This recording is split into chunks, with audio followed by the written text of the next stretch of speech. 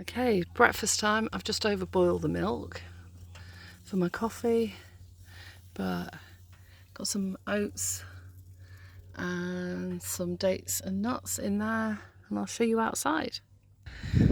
So it all looks very pretty today, doesn't it? And if you can see over there, we're actually near the River Ouse.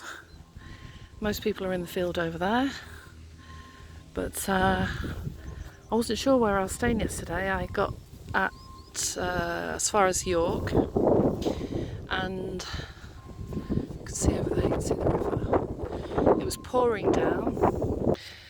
So yeah, I chose this campsite, but I hadn't realised that it was raining so hard and that some of the country roads would get flooded, and my van has stalled numerous times on this trip, and I ended up stalling on a country lane, one lane.